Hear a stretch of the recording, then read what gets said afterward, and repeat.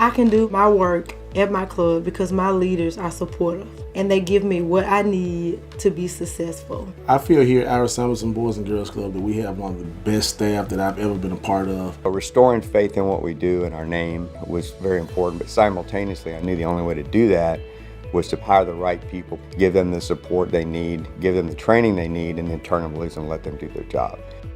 As part of Boys and Girls Clubs of America's ongoing efforts to strengthen clubs and enable them to create a high-quality club experience, we're showcasing high-performing sites so that other clubs can replicate their practices. Here, we take a look at Boys and Girls Clubs of Greater Memphis, Tennessee, with a particular focus on its Ira Samuelson Jr. Club. We've seen the numbers come up, we've seen the quality come up. They consistently score in the top of all the clubs, if not the highest. Boys and Girls Clubs of Greater Memphis has been serving youth in the city for 55 years. It operates 6 traditional club sites, a residential summer camp, and a technical training center for its teens. In 2014, the organization brought on a new CEO, who in turn promoted one of the club site directors to vice president of operations. They focused on increasing safety in all the clubs and strengthening their collection and tracking of key performance data. When I came, it was the lowest performing club.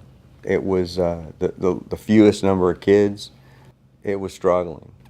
And we made a change there and found Gwendolyn.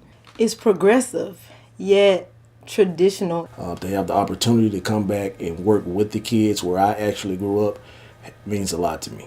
The executives worked with their board of directors and staff to develop and adopt a strategic plan to increase regular attendance and membership.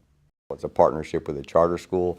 They're on our property. So as soon as school's out, they transition into the club. So those relationships have been good, and then they've led to relationships now that we're developing with Shelby County Schools. We recite that at the beginning of our meeting, our mission.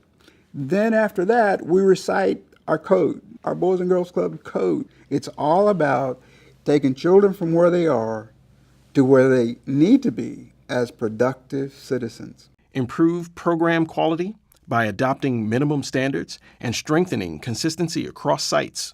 So we try to focus on what the strengths are of those particular clubs and the staff that we have. Whether it is academically or workforce development or character and leadership or healthy lifestyle. All those things were rolled up into the policies that Keith rolled out.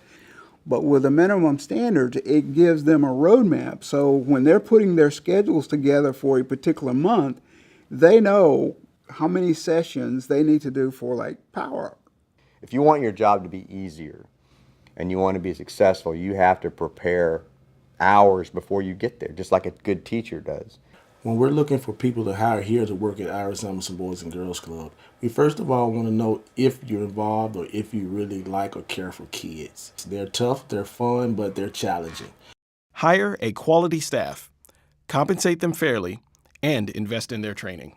Probably the most important role of a CEO is to hire the right people. The salaries were basically very low. We did a market analysis, and to be able to keep talent here in a city that's struggling, you've got to have something, to keep them here. We are fortunate in that we do have a full-time club director and program director. You've got someone that really wants to be in the club, really wants to work with children, and wants to make a difference in their lives. I need someone that's going to be able to adapt to what the day presents each day. The organization's data is already showing positive results. The percentage of members who reported having an optimal club experience went from 50% to 58% over the course of 1 year. Everything's become data-driven, and so making sure that we have a high percentage of our kids taking the NYOI surveys and then looking at those. So we know if they're missing school, if they're skipping school, if they're tardy, if they have behavioral issues, we know what they are, and then we can address those things. So we use data to ensure that we're achieving the things that we say we're going to achieve. The organization showed gains of more than 20% in key areas. By collecting data and identifying areas where the organization needed improvement, its leaders formulated a strategy to address these issues. The executive leadership clearly communicated their vision to staff a vision that included a higher level of accountability and a commitment to improving quality. The organization's leadership understood that in order to create great club experiences for youth, first, they had to enable their club site leaders to create great workplaces for their staff. The results? Marked increases in membership and attendance, as well as a higher quality club experience for young people. Even though this is a boys and girls club, I'm still a teacher. I'm somebody's leader.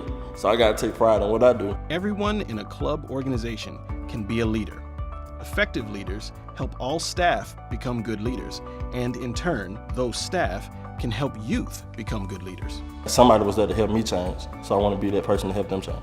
We like to see the kids succeeding at what they want to do. I've always felt like, me personally, that the best way to do it is lead by example. I will never ask my staff to do anything that I won't do.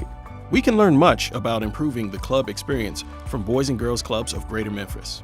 The keys to its success? Investing in the right staff and raising standards for program quality and consistency. Try putting these lessons into action in your club organization.